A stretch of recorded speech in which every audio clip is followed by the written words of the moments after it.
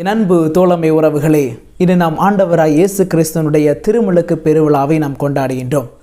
திருமுழுக்கு என்பது திருவரு சாதனம். கத்தோலிக்க கிறிஸ்தவர்களாகிய நாம் அனைவருமே இந்த திருவரு சாதனை பெற்றிருக்கின்றோம்.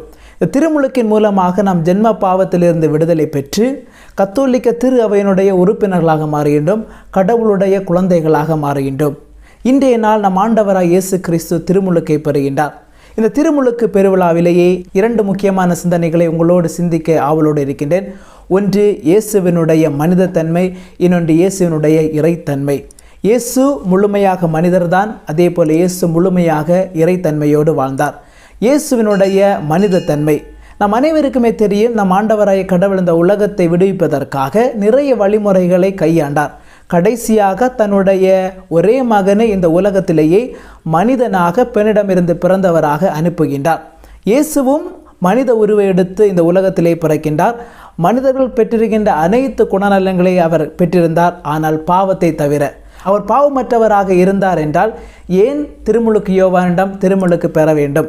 திருமுழுக்கு யோவான் திருமுழுக்கு கொடுத்தது மக்களுடைய பாவங்களை அவர்கள் அறிக்கையிட்டு மனம் திரும்புவதற்காக.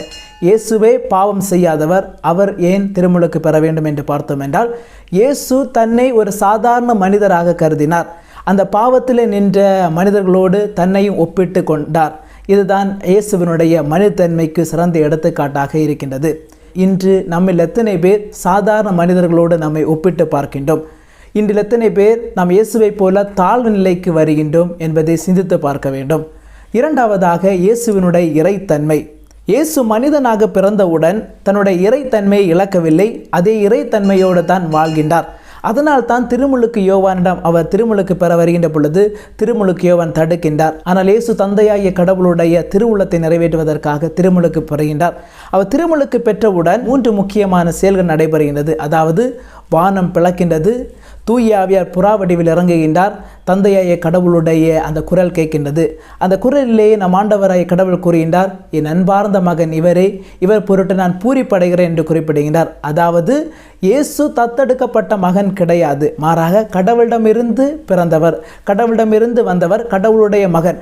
கடவுளிடமிருந்து வந்தவர் கடவுளுடைய மகன் என்றால் அவர் கடவுளாகத்தான் இருக்க முடியும். எனவே இயேசு இறைத்தன்மையோடு வாழ்கின்றார். அந்த இறைத்தன்மையோடு வாழ்ந்தாலும் தந்தையாய கடவுளுடைய அந்த திட்டத்திற்கு, திருவுளத்திற்கு தன்னை முழுவதுமாக சரணடைகின்றார். அதே போல தன்னை முழுவதுமாக அர்ப்பணிக்கின்றார்.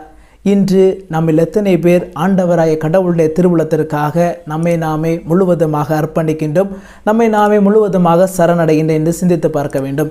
எனவே பிரியமானவர்களை, நாமும் அதே குலநலன்களை பெற்று வாழ்வோம். கடவுள் நம்மை நிறைய